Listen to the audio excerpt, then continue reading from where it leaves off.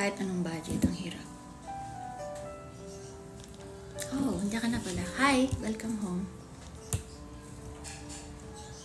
Nagbabudget ako ng mga bills natin.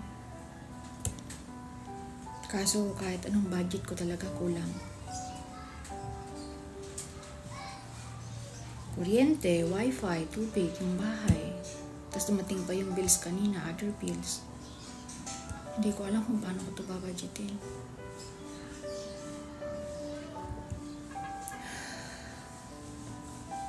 Paano kung mag-apply na lang kaya ako ng trabaho? Oo, seryoso ko. Bakit? Kasi kung makatrabaho ko, gagaan yung bills natin. Gaganda yung budgeting plan natin.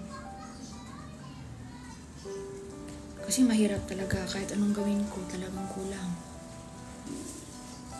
Ano? Wala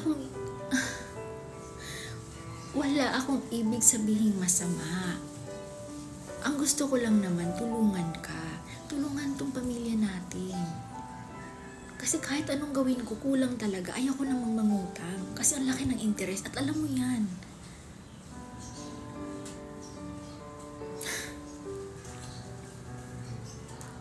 Bakit ba kasi ayaw mo kong magtrabaho, ha? Bakit ba?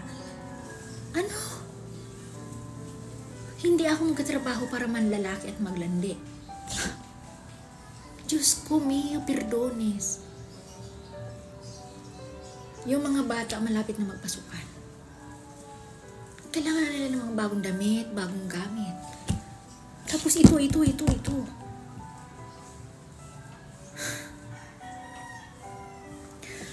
Hindi ako sa nagrereklamo na wala kang silbi. Hindi ako nagrereklamo na pagod na ako. Ang sakin lang, gusto ko lang naman tulungan ka. Kailangan mo ng backup ko. Kasi kulang eh. Kung alam mo lang, kung ikaw ang nandito sa bahay at nababudget ng lahat ng ito, maiintindihan mo.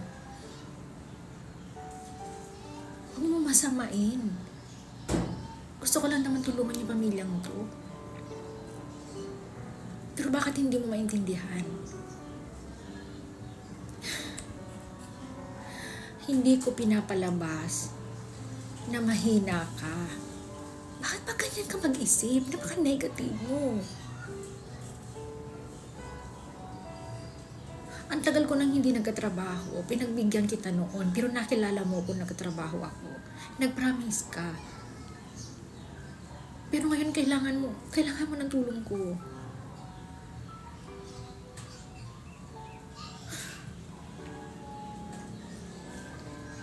Ewan ko sa'yo. Napakasimple, hindi mo maintindihan.